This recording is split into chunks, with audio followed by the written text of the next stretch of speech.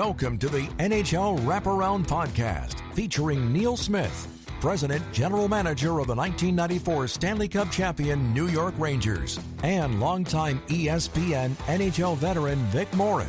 Together, they share no-nonsense opinions on news and issues around the National Hockey League. Whether you're a casual or diehard fan, each episode of NHL Wraparound will leave you more informed. Now, here's your hosts, Neil and Vic. Welcome to NHL Wraparound Summer Coolers, brought to you by UBS Financial Services, Inc.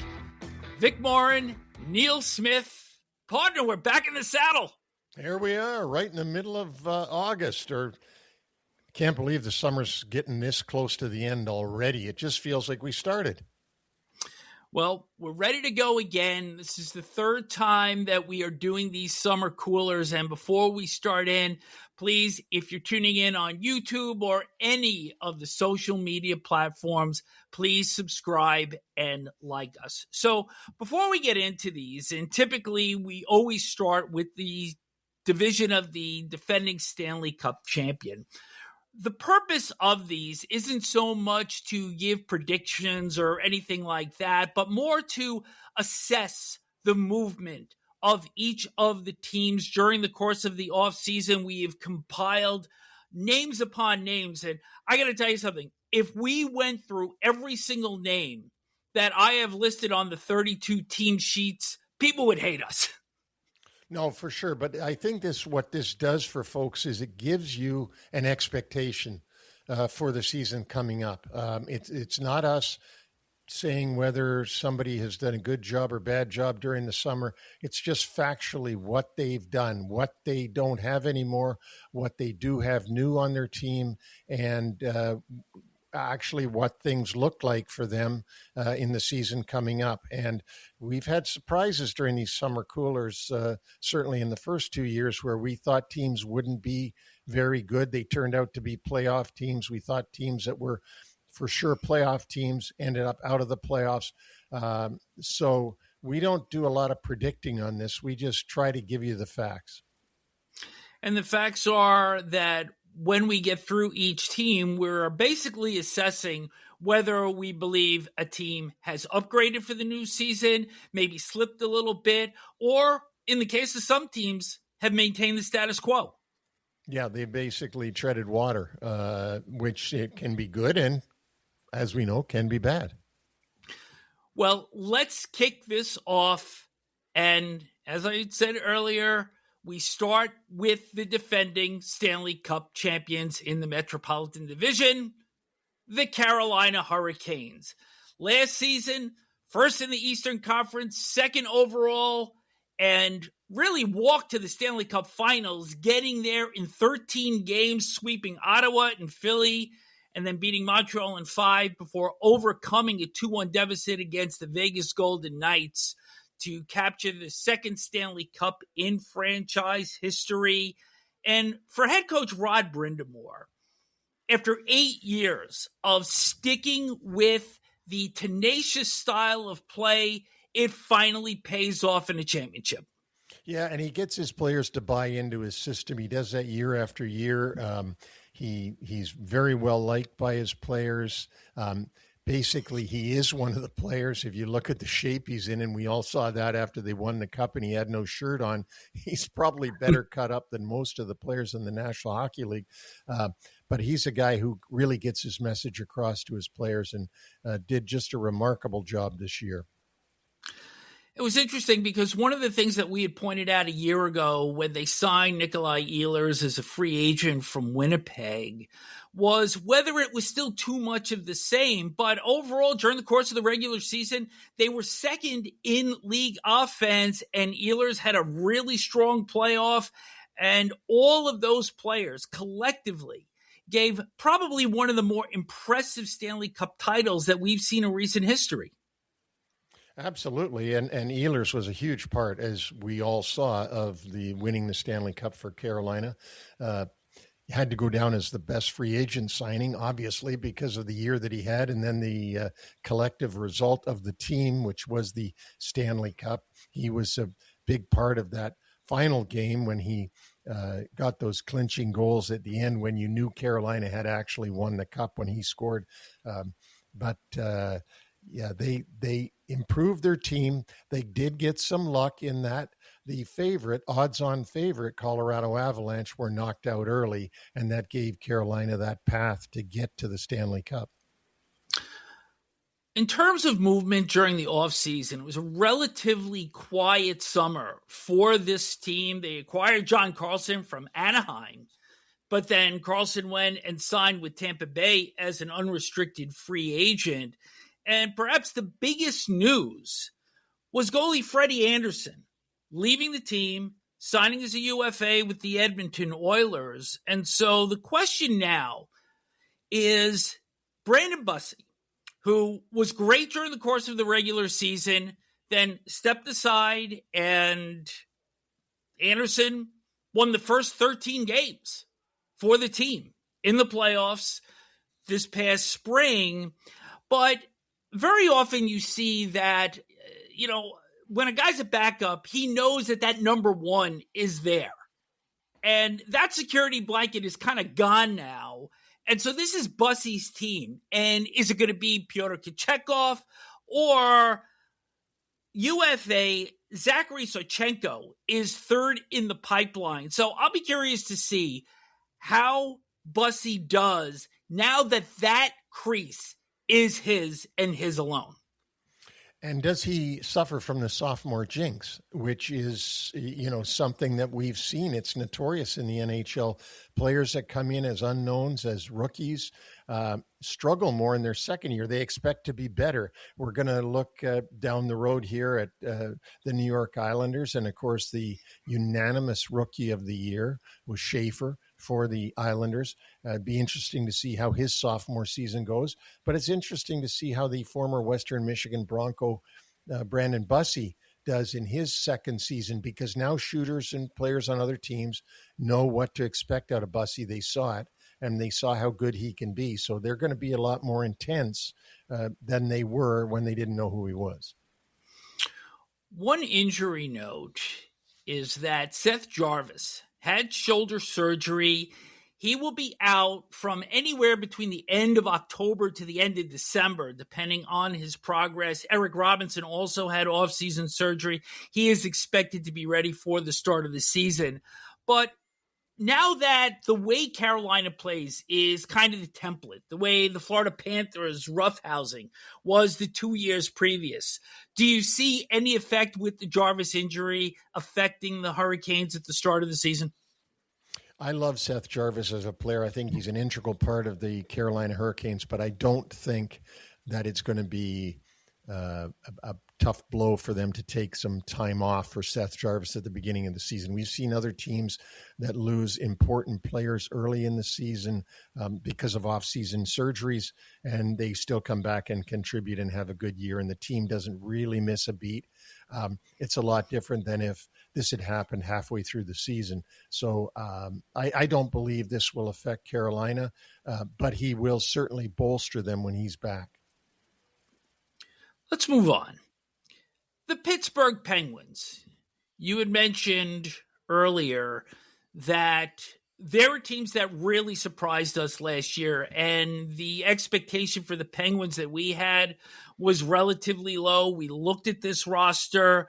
We saw what Kyle Dubas had done, but a lot of players, kind of similar to the Washington Capitals the year before, had a lot of guys that overachieved, and they had their first playoff appearance in 4 years. They did lose to the Flyers in 6 games, and they haven't won a playoff series since the first round in 2018. But if you look at some of their numbers, their offense up from tied for 18th to 3rd overall. They improved defensively. Their penalty killing was tied for 6th overall, and the only number that really dropped was their power play, but it still came in at 24.1%, which was good for 7th in the league. But the one thing that still strikes me about this team, and we're going to get more into the adds and the drops in a second, is it still feels that this team is still being built around Sidney Crosby, Evgeny Malkin, who re-upped for another year, and Chris Letang And at the start of the season, these three players will be a total of 118 years old. And there's news today that Sidney Crosby and his agent Pat Brisson are looking to re-sign a new contract. And Sidney Crosby has been on the record as saying he wants to play as many years as possible. He has no intention of retiring after this coming season. So there's no sense talking about that on every broadcast that the national networks do. He is going to be playing a year from now. So, this is a team whose core is very old. Sidney Crosby, of course, is one of the actors from the movie Cocoon. He seems to be able to go on forever and play like he's 21 years old. But it'll be interesting. Now, last year, you mentioned it, they surprised us, but they were a 500 team. They had 41 wins and 25 losses, and 16 losses is in overtime or shootout. You add 16 and 25, you get to 41. They had 41 wins and basically 41 losses, but we didn't expect that. And that was an excellent season for them. Don't forget, too, Vic, that they had Dan Muse in his first year as head coach there, did a remarkable job. People didn't see that coming either because we didn't know much about Dan Muse. He was the assistant coach in New York under Peter Laviolette. He went to take Mike Sullivan's place in Pittsburgh, and Mike Sullivan went, of course, to the Rangers. But Dan Muse did a real good job and came in as one of the top three candidates for the Jack Adams Trophy. Something I wanted to bring up to you, and I had mentioned the Capitals probably overachieving with a lot of players having career years in the 24-25 season.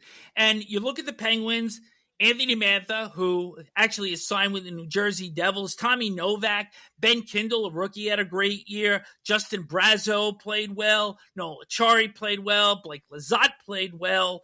And Acciari, who I just mentioned, signed as a UFA with the Philadelphia Flyers, who we're going to talk about in just a second.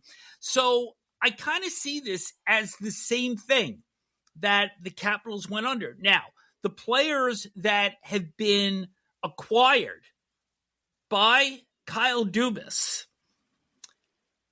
Trevor Van Riemsdyk, Andrei Kuzmenko, who signed as a UFA from the LA Kings, and perhaps they're looking for him to replace the production of Anthony Mantha. They also managed to extend Tommy Novak and Connor Dewar. So as I look at this team, though, it feels like they're trying to plug those holes in, but I think they're going to need additional support. And one of the guys that I'm looking at is Igor Chinnikov, who came over to trade from Columbus last season, played very, very well for them. But how do you see this team shaping up as a whole? What I worry about for them is the Anthony Mantha had a career season last year, and he happened to have it for the Pittsburgh Penguins, and now he's gone. Will he have another career year in New Jersey? Who knows? But that's a big hole from last year. If you just take a look at their record of 41 and 25, well, it was there in part because Anthony Mantha had a terrific season with the number of goals scored. You've also got to be concerned, and I know you're going to talk about this in a minute, but about their goaltending and what kind of goaltending are they going to have? Is Shilov's just going to be the runaway number one goaltender now? They don't have Tristan Jarry. They don't have Stuart Skinner. Where are they going to be in goal? So you add the factor that they've still got that even more age than they had a year ago, and they don't have some of the players that had career years last season. You don't have the brand newness of the Dan Muse head coach, the change from Mike Sullivan, whatever that brought, and it must have brought good things because they had such a good season. I'm concerned that they are going to fall back in the standings this year. And again, we don't make predictions, but just looking at things on paper, they seem to have some holes. The team has a lot of hope for Sergei Murashov to be the backup. He started 4 games for the Penguins last season. But again, Silovs has never been a true number one goaltender. So I think that this is going to be a real test for this team this season. Other adds for the Penguins: Hendrix Lapierre, forward acquired from the Washington Capitals in a trade, Kaden Korczak coming over from the Vegas Golden Knights, and Nick Robertson, coming over from the Toronto Maple Leafs. He signed as an RFA with the team in July, avoiding arbitration. But the one contract that really stunned me here during the course of the offseason for the Penguins, Ville Koivunen, a forward with 47 games of NHL experience, signed for 8 years, $4 million a season. He had 2 goals and 5 assists in 39 games last year and a -10. And this signing just has the bouquet of the Frank Nazar signing that the Blackhawks made a year ago. Well, and Nazar's numbers were a little bit better. Koivunen, you get the feeling that, you know that Dubas is an analytics guy. You get the feeling that numbers be damned. My analytics say that this guy's going to be a real good player for a long time, so I am going to give him an 8-year contract. These numbers you just mentioned, I don't care about. I just go by my analytics, and my analytics say that he's going to be good. It's got to be that, or why would you sign a guy for 8 years? Now, $4 million in today's NHL economy is not a huge number. It's a number that you and I would like to make, but it's not a huge number in the NHL. But it's substantial, and if this contract falls on its face, that's some big, pretty good cap space there that they're going to lose. A couple of other things that I just want to make note of. Some of the more notable drops for this team. John St. Ivany, defenseman, traded to Winnipeg. Parker Witherspoon, traded to Vegas. That was in the Korczak deal. As you'd mentioned, Stu Skinner signed as a UFA with Winnipeg. Connor Clifton on defense, signed as a UFA by Boston. Ryan Shea, another defenseman, signed as a UFA by the Oilers. And so when you look at all this, they're going to continue to need guys to step up in their prospect pool. Harrison Brunicky, a defenseman, perhaps maybe see some time this year. And Rutger McGroarty, who forced a trade from Winnipeg. That was kind of similar to the Cutter Gauthier thing. 4 goals in 32 career games. This is a guy that wears a single digit up front. And it's about time that this guy steps up if the Penguins want to enjoy similar success in the 26-27 season. Yeah, they've got to get some people to have career years. Who they are, who knows? But certainly McGroarty is one that they're looking to see some improvement from when they got this 14th overall draft choice from Winnipeg. The Philadelphia Flyers. They finished 3rd in the Metro last year and had a 22-point improvement in 24-25. They made their first playoff appearance since the bubble in 2020. They defeated the Penguins in the first round of the playoffs in 6 games. That was a dramatic overtime goal by Cam York before being swept by Carolina in the second round. Their offense was up. Their defense was improved, led by the goaltending of Dan Vladar. Their penalty killing still holding even. But the one thing I want to point out here, how is it possible in today's NHL that you can have the last place power play 4 times in 5 seasons? I that baffles me. That because power play, Vic, you and I talked about it all last season.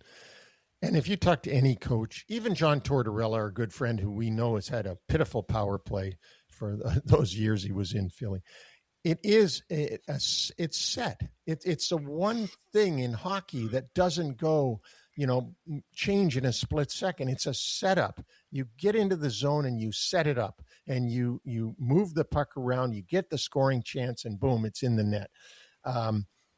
It's hard to imagine how you could be four times the worst power play in the league in the last 5 seasons. As a former GM, you know the importance of continuity, and I think that Danny Briere and Keith Jones like what they have. They re-upped 4 of their RFAs, Tyson Foerster, Trevor Zegras, Jamie Drysdale, and Nikita Grabenkin. Zegras and Drysdale were able to avoid arbitration. So a lot of this young core is intact. And we remember, of course, Owen Tippett, who was injured and really unavailable for that Carolina series. I like the direction that this team is going in. You look at their UFA signs. They managed to keep Dan Vladar extended for 5 years at $5.5 million. That's effective next season.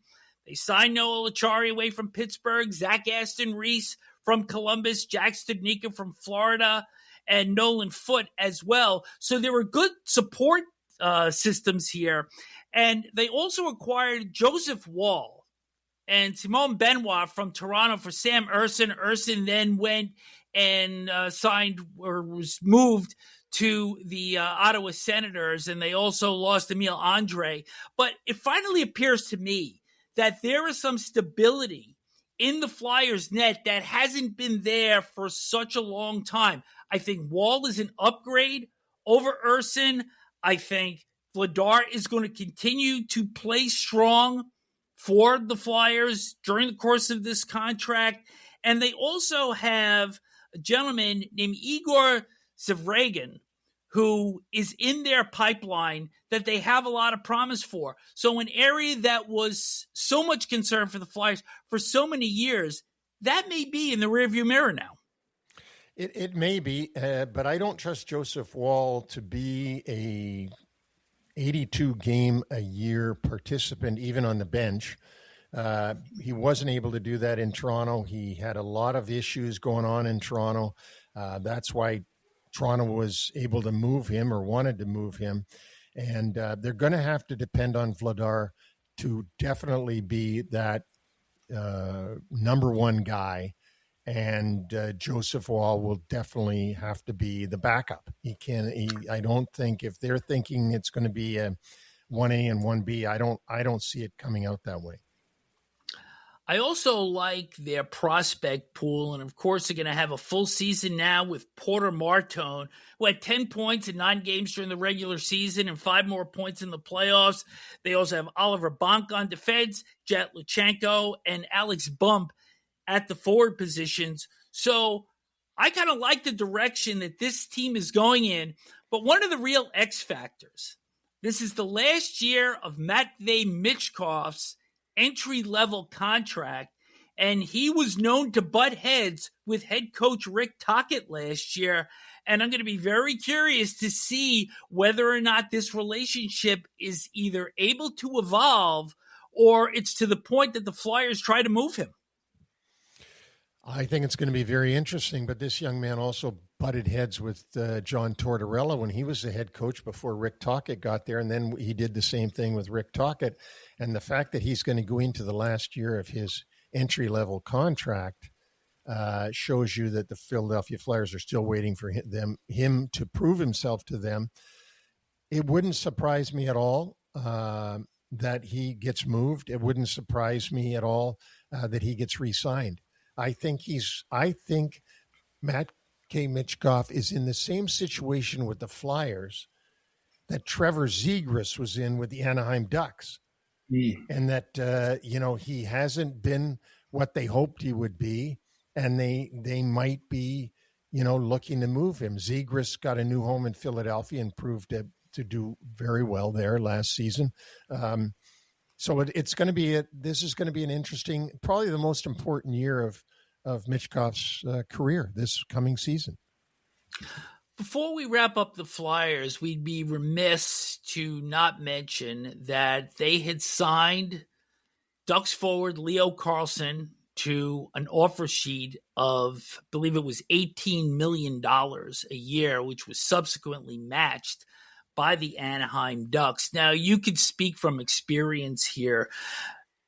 Should Briere and Jones expect any residual effect in terms of doing business with other teams because they made this offer sheet and they offered really an outlandish amount of money here? I just think that they're not going to get invited to a Christmas party with Pat Verbeek and his family. I mean, this really threw a bomb into the Anaheim economic and their salary cap issues. A lot of teams will not be happy with the Philadelphia Flyers because it has really thrown a monkey wrench into the salary structure in the league. This means that Carlson makes $4 million more than Draisaitl, who is one of the top 3 players in the league. Karlsson hasn't reached that and not even close to it. So, yeah, there's going to be some residual effects of the way people feel about that move. Again, I'll say this, that no general manager, no team president has the authority to spend $18 million times 5 years. That comes from ownership. That comes from the owners saying, yes, go ahead and do it. So when they made that offer sheet, they had the approval of the ownership. And just the same as Pat Verbeek had to go to his owner, Henry Samueli, and say, boss, what do you want me to do? Do we match this? And, of course, they did right away. But that was a bomb. Make no mistake about it. That was a bomb thrown into the league salary structure. The Washington Capitals, they finished 4th in the Metro in 25-26, 95 points. That was a 16-point drop from the season prior, where they were tops in the Eastern Conference during the course of the regular season. Missed the playoffs. They've had only one series win since winning the Stanley Cup in 2018. All of their metrics were down. Offense, defense, power play, penalty killing, all dropped. And I think a big reason for that, Neil, is something that we've pointed out repeatedly, that so many of those players that had career years in 24-25 were not able to replicate that. And Pierre-Luc Dubois was out for an extended period of time with injuries. So many of the things that went right for the Caps 2 seasons ago kind of fell apart last year. But I think, as we're going to say, I like what they have done during the course of this offseason. Oh, absolutely. And I think what happened in Washington was that they had like an ice bucket challenge last season. They had a big bucket of ice water thrown over their head at the end when they missed the playoffs. And after challenging for the President's Trophy, coming in second the year before, and having the great Alexander Ovechkin season where he broke Wayne Gretzky's goal-scoring record for a career, all of that stuff going on that year was a fabulous year for Washington. But then this year, things just went the other direction, and they end up missing the playoffs. So I think that they said, okay, we don't want that happening again. Let's go and make some dramatic moves. Let's add some pieces. Let's make sure that we give OV and the rest of the gang a lot of support here. And they made a couple of very high profile moves. They did, and I don't want to leave the OV piece before we get into these moves, because he re-signed with the Caps on July 2nd, 1 year, $4.25 million. He is 71 goals away from 1,000, but in order to support him, 3 high-profile forwards now joining the Capitals lineup for 26-27. Jordan Kyrou on June 23rd was acquired from St. Louis for Connor McMichael and Milton Gastrin and a 2026 first-round pick. The next day, Alex Tuch comes in on a sign-and trade from Buffalo for David Kampf and a third-round pick in the most recent draft. And then they signed Boone Jenner, the captain of the Columbus Blue Jackets, on July 1st, 4 years, $5.75 million. So you talk about adding experience and leadership and firepower. This was a terrific statement, in my opinion, that Chris Patrick made. It is, and he bolstered his forward lines. Connor McMichael, I like him very much, so we can't discount losing Connor McMichael in my book anyway. David Kampf was a good forward for them, but Alex Tuch is arguably the second best player on the Buffalo Sabres, and he is now gone and in Washington. Jordan Kyrou, definitely the best pure goal scorer in St. Louis, and he is now part of the Washington Capitals. Boone Jenner, oft injured, however, a great leader for the Columbus Blue Jackets, and not always the easiest situation to be in with the Blue Jackets and be the captain. He'll now be in Washington to add that to a pretty mature lineup that they have there. Other adds to the Capitals for the new season: Johnny Brodzinski and Josh Dunn sign as UFAs from the Rangers and Buffalo, respectively. And on defense, Justin Hall from St. Louis comes in, 1 year, $900K. And Vincent Desharnais, who is a project in terms of size, he signs for 4 years, just over $4 million from the San Jose Sharks. They lose, in addition to the trades we mentioned, Trevor Van Riemsdyk, our friend of the show, signed as a UFA with Pittsburgh, as we mentioned before. Brandon Duhaime signs with the Toronto Maple Leafs. And Brett Leeson signs with the San Jose Sharks. But this team also has a couple of good players in the pipeline. Ilya Protas, 6'5", 225. He's the brother of Alexei. Had a goal and 4 points in 4 games with the Caps last year. Look for him to have more of a presence.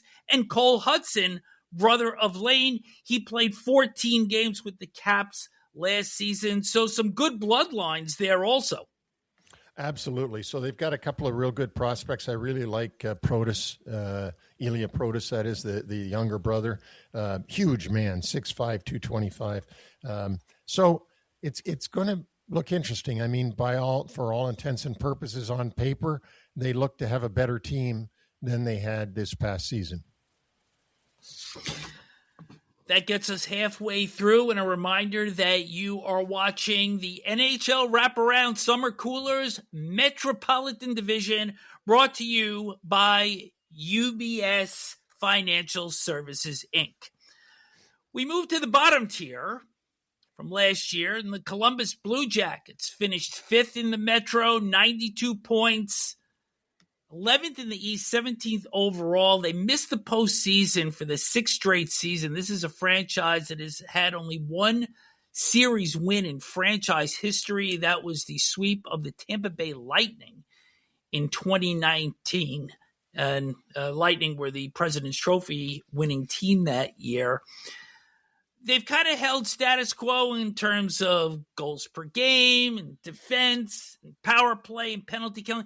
Everything is just okay with this team. And we had thought that when Rick Bowness had taken over for Dean Evison in January, they were showing an enormous amount of progress in the early time that Bowness was with the team. They cleaned up a lot of the things that was wrong. They were not able to protect leads, left a lot of points on the board late in games. Overall, 10 over 500 with Bowness in 37 games, but 3-9-1 in the final 13. And Bowness ripped the club at the end of the regular season, saying, if I'm going to be back, there's going to be some changes made. And he's back. What do we expect from this club? Well, you've got to also add in, Vic, what went on in the summer when we saw 2 very important players asked to be traded and saying that they wouldn't re-sign, and that's the current Norris Trophy winner, Zach Werenski, who later recanted and said that he did want to stay in Columbus and that he did want to see them win. So that's a very good thing for the Columbus Blue Jackets. Maybe their captain now, we don't know who they're going to name after Boone Jenner moved on to the Washington Capitals. Kirill Marchenko, who has said that he may not be re-signing with the club. He's an RFA after this coming season. So for GM Don Waddell, it seems that one headache has gone away and another is going to persist throughout the season. Well, perhaps, and this will all be up to Rick Bowness and his staff to straighten this thing out. The one thing that they did, we haven't mentioned yet, and I'll jump into it, is they acquired Val Nichushkin from Colorado. They gave up 3 draft picks, a second, a third, and a fifth in 26, 27, and 28, respectively. But from what I hear about Nichushkin, he is a changed person. So those fears that one might have, that is this the Nichushkin that had to leave Colorado in the middle of the playoffs? Is this the guy that Dallas sort of booted out the door when he was with the Stars? And is this the troubled guy? From what I understand, he is a changed man, and he's happy to be going to Columbus, looking forward to more ice time, more power play time. So Don Waddell might have picked up a very important cog for that Columbus Blue Jackets wheel. Want to talk about the drops for this club before I go to the ads. So in addition to Captain Boone Jenner, Mason Marchment signed as a UFA. San Jose Sharks forward Brendan Gaunce signed as a UFA by Boston. And Zach Aston Reese, who had mentioned earlier, signed as a UFA by the Philadelphia Flyers. But in addition to Nichushkin, they also pick up Charlie Coyle. Actually, they don't pick him up. They re-sign him at 6 years, $6 million a year. They get Ryan Lomberg. It's a UFA from the Calgary Flames.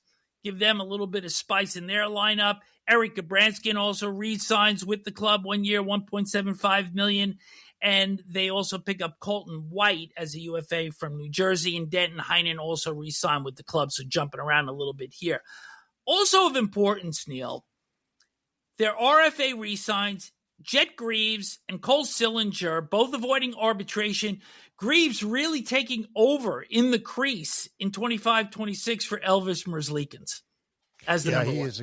He is a good goaltender, Jet Greaves, and proved it last season. So he got himself solidified for 3 years, $5 million a year, as you said. Cole Sillinger, the son of Mike Sillinger, who we know so well from my days of scouting in Detroit and my little time with the Islanders. Cole signed 3 years at 4.6. So there are people who want to be in Columbus. Kirill Marchenko said that. What he said earlier that he didn't know if he'd re-sign. Werenski is now bought back in again. So they've really only got one guy. And I hazard a guess that every team has one guy that they're worried. Is he going to re-sign? Is he going to cause us problems? So I think they're in a lot better shape going into training camp right now than they were, say, a month ago. In their pipeline, defenseman Jackson Smith, the 14th pick in the 2025 draft. He had 26 points in 35 games at Penn State last season. Caden Lindstrom, the 4th pick in the 2024 draft. And perhaps my favorite name in the entire NHL, played 14 games with the Blue Jackets last year, Luca Del Belbaluz up front. So when you take the collective here and your captain is gone, you've got some things that were a little bit unsettled now appear to be somewhat settled as we head towards training camp. Can this team take the final step to just make the playoffs this year? Where do you see them?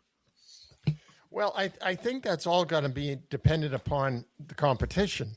I think that they are going to be a work in progress. I think that Nichushkin certainly adds to their offensive capabilities. I think that Jet Greaves is a developing good young goaltender. Charlie Coyle perhaps fills the void left by Boone Jenner in being a veteran leader type. So will they make a step or two? Who knows? I mean, they came close last year. They blew it at the end. I think that's where Rick Bonus's focus will be. Jump in, get a pad in the first half of the season so that can't happen in the latter part of the schedule. One player before we leave the Blue Jackets that I'm expecting a big year from, and that is forward Adam Fantilli, who, to me, has a little bit of captaincy quality. He's got some great fire, good offensive player, and I think that this is going to be a key player if the Blue Jackets are to make the playoffs in 26-27. Absolutely. Fantilli's growth has to continue this season, and he has to blossom into the potential that we've all seen in him. The New York Islanders finished with 91 points, 6th place in the Metro in 25-26. They will now be under the tutelage of Peter DeBoer, who replaced Patrick Waugh with 4 games left last season. Team missed the playoffs for the second consecutive season, but a lot of their basic stats went up in terms of offense, in terms of goals against average, their power play, although went from 31st to 30th, but their penalty killing from 31st to 10th overall. But still, no adds through trades during the course of the offseason. Their UFA signs Tony DeAngelo re-upping with the club, 2 years, $4.5 million. Matias Michelli comes in from Toronto. Vitek Vanacek on a 1-year deal from Utah. That's probably a safety net in case Semyon Varlamov cannot go. Then Matthew Kessel, Matt Luff, and Mitchell Chafee are their other UFA signs. And when you see that their captain, Anders Lee, is off to Utah, David Riddick, the backup from a year ago, is in New Jersey. Max Shabanoff, Matt Gatcombe, also gone from this club. To me, this is the same team as last year without their captain. I don't see where this team can take a step up, and I don't care what kind of magic DeBoer is going to spin. I don't see how they're going to be better than last season either, Vic, from what's on paper. You can't see where they've improved themselves. Yes, Matthew Schaefer will be there and is a terrific player and has a brilliant future. And the Islanders have to hope that his trajectory continues in an upward way as it did last year. That we'll have to wait and see on that. They've got their goaltending is going to be excellent, as it always is. If Sorokin stays healthy, they've got one of the best in the league there. But Anders Lee is a longtime leader of that team, and that's a big void that they're going to have to fill. And I don't see they haven't filled it in the off season. They haven't done much adding at all. Yes, have they got a capable backup in Vanacek? Yeah, who's signed from Utah. I doubt that Varlamov can play after missing, what has it been, a year and a half at least? Yeah. That he's been basically out of the lineup. I don't know where they've gotten any better. They do have some pretty good prospects. I know we're going to go into that in a minute, but I'll just mention that Cole Yzerman is a real good player, 18 goals in 32 games at Boston University last year. Victor Eklund is a good player for them, or a good prospect for them. So they do have some prospects, but what we're trying to look at right now is what are we expecting in 26, 27? And I think what I can say is what I'm expecting is what I saw in 25, 26. Eklund is the brother of William Eklund, former San Jose Shark that is now in Ottawa. And also another one of the picks that was in the first round in 2025, Keshawn Aitchison, picked 17th overall. We'll see if he is ready to take a step up at some point during the course of this year. Before we leave the Islanders, given the great rookie season of Matthew Schaefer, given the departure of Captain Anders Lee, is it too soon to name him captain? I think so. And the other thing is that I don't think that you should get named captain simply because you're a great player. Mm-hmm. I just don't think that it should work that way. And Anders Lee, to make my point, was not named captain because he was their best player. They gave him the right time. Now, Peter DeBoer, I would be surprised if Peter DeBoer went in that direction. I think what he will do is a guy like Bo Horvat, who has leadership qualities, who was the captain of Vancouver before he was traded to the Islanders. I see him stepping up and getting the C and filling that role. I think certainly Schaefer's time will come, but I think it's down the road a bit. The New Jersey Devils finished 7th in the Metro last year, 13th in the East, 21st overall, missed the playoffs. They've had 3 playoff appearances and only 1 series win since appearing in the 2012 final, where they lost to the LA Kings. That series win coming 3 years ago against the New York Rangers. All their numbers down from last year: offense, defense, 27th and 18th respectively. Power play dropped from 3rd to 13th. Their penalty killing dropped from 2nd to 17th. Sonny Mehta is the new GM, replacing Tom Fitzgerald. Sheldon Keefe will now be at the helm for his 3rd season in New Jersey. So before we go into the player movement, can a data scientist and former professional poker player, actually run an NHL team based on his analytics background, which he had great success down in Florida with the Panthers. Oh, he can run an NHL team. Will he be successful? That's what we want to know. I think anybody can run an NHL team, but will they be able to do it and do it well and be able to beat the competition? Who knows? I certainly am stunned at the lack of a number one goaltender for the New Jersey Devils. They're going into the season with 3 backup goaltenders to split the time, and I've never seen that before, so I'm going to be very interested to see how that goes. They did bring in David Riddick, who was the backup for the Islanders. He's basically the third guy, and I don't know how they're going to do it. So I don't know if you figure that one out in science class or in Vegas at poker table, but that's a tough one.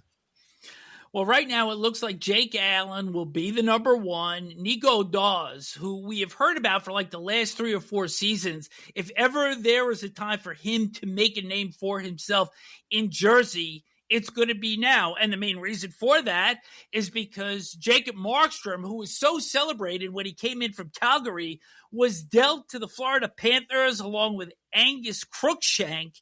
But in return, they did get Evan Rodriguez, Jesper Boqvist, and Ben Steeves, all forwards that are,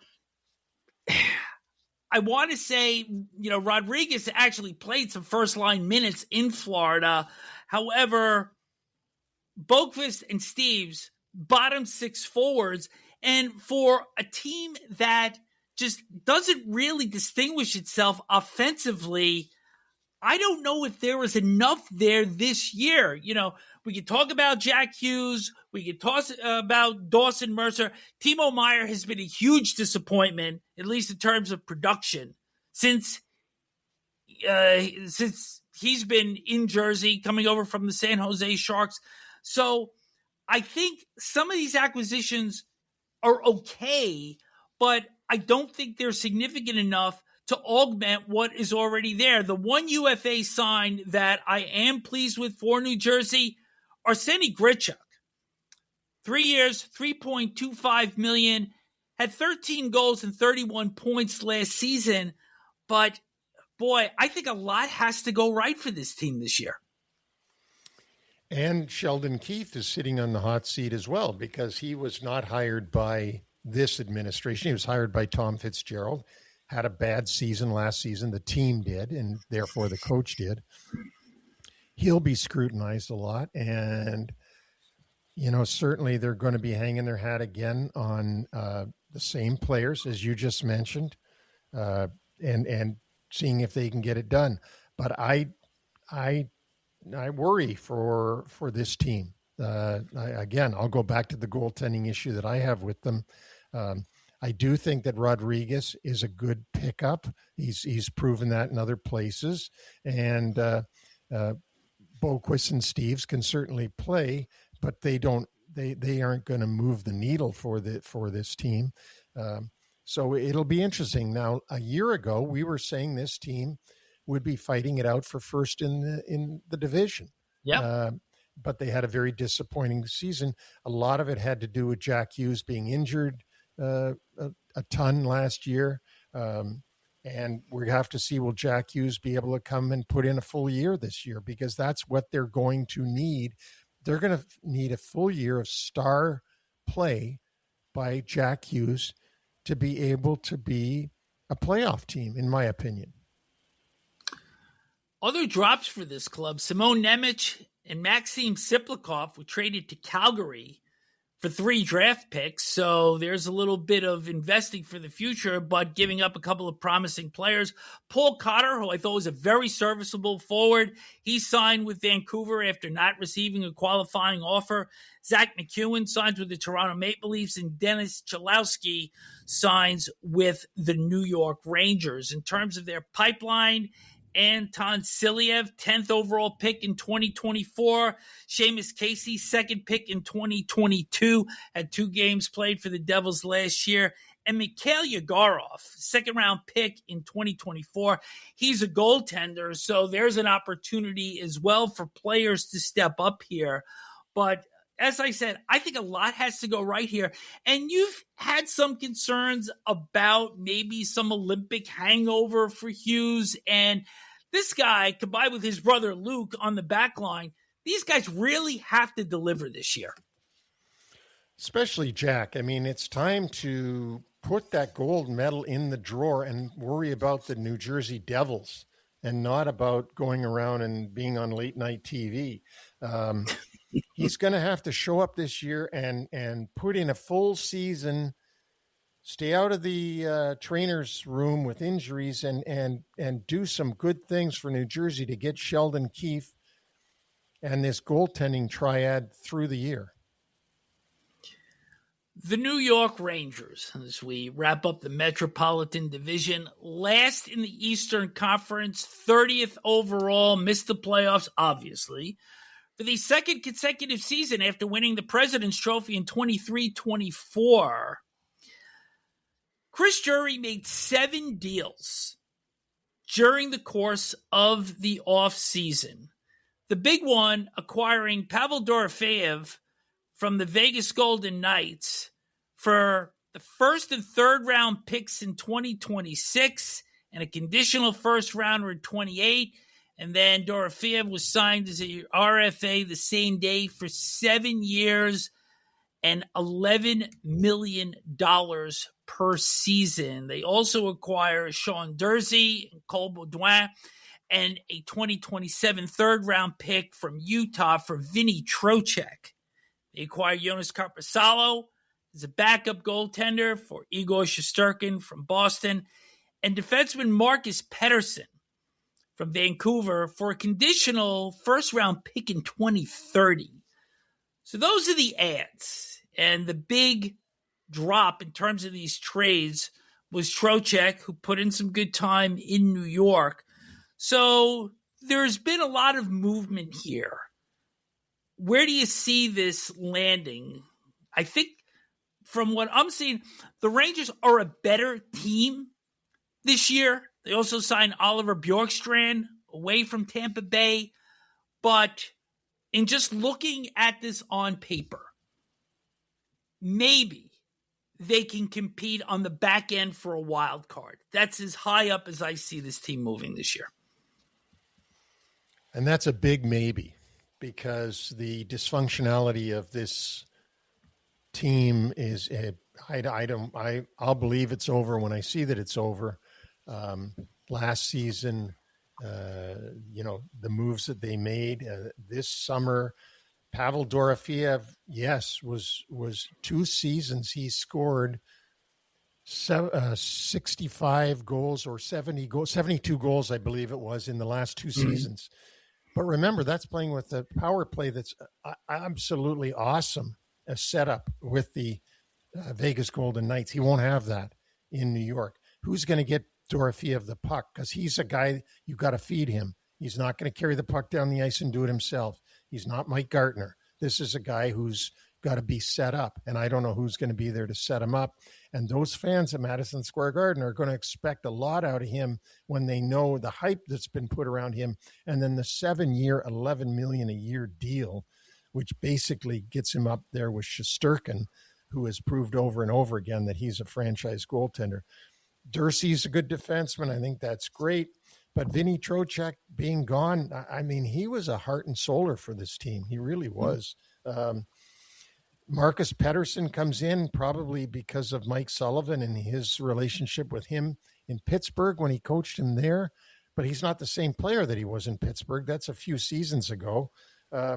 So it's a wait and see, really, for this team. I don't see where they're going to be, a lot better. I think that they're, at best, I'm going to go with you, partner. At best, they are going to be scraping and clawing at the wild card.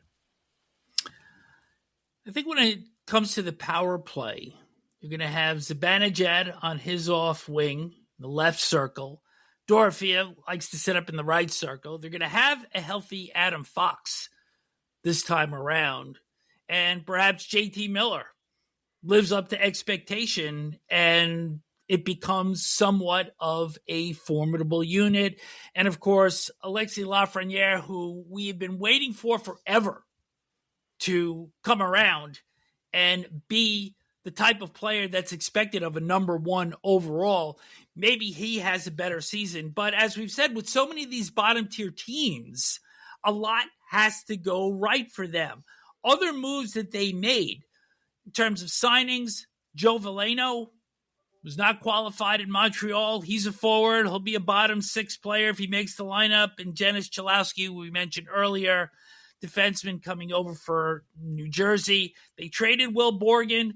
Johnny Brzezinski was signed by Washington. Connor Sheary signed as a UFA by Buffalo, and Connor Mackey signed by the Chicago Blackhawks. So in terms of their pipeline, Albert Smeets, 5th overall pick in 2026. A lot of people like this guy, has some snarl in his game, played for Latvia in the Olympics, so maybe a little bit beyond his years. Also, Liam Greentree, who was the main return in the trade that sent Artemi Panarin to the LA Kings, and Malcolm Spence, the second-round pick in 2025, had 25 points in 40 games for Michigan and was a plus 18. So there is a little bit of promise here. I have to think that this team has bottomed out, but how far can they actually climb in the Metro in 26-27?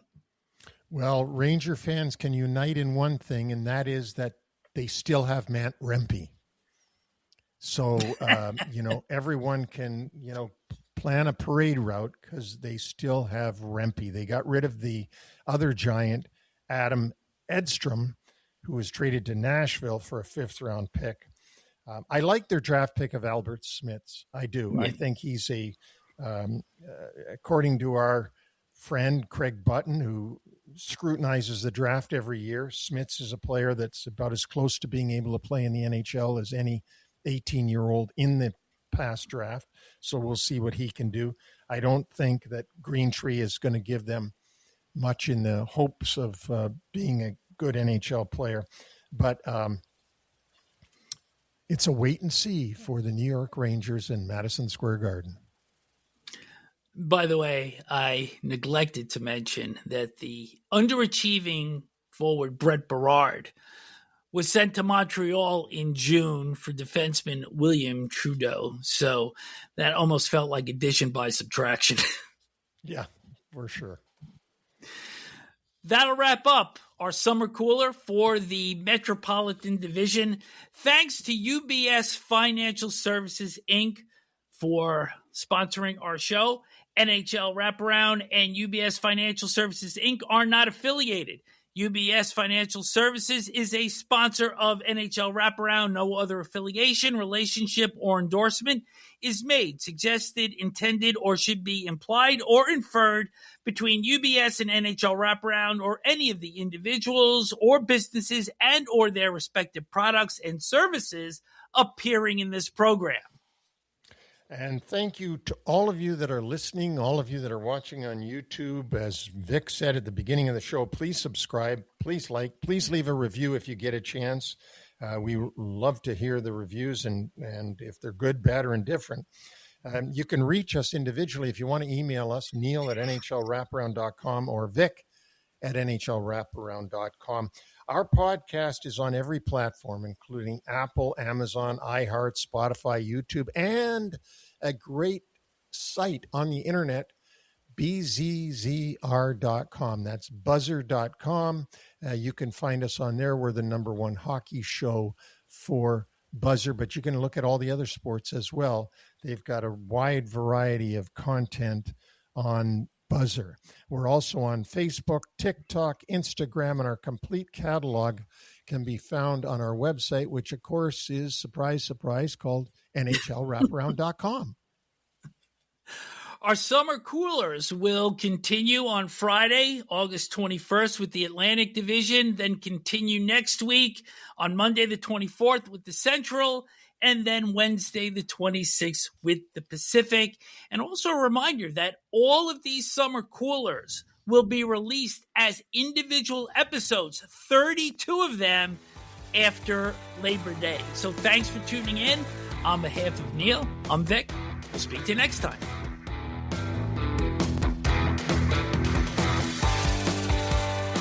Thanks for joining us on the NHL Wraparound podcast. Don't forget to subscribe to stay up to date on all the NHL action.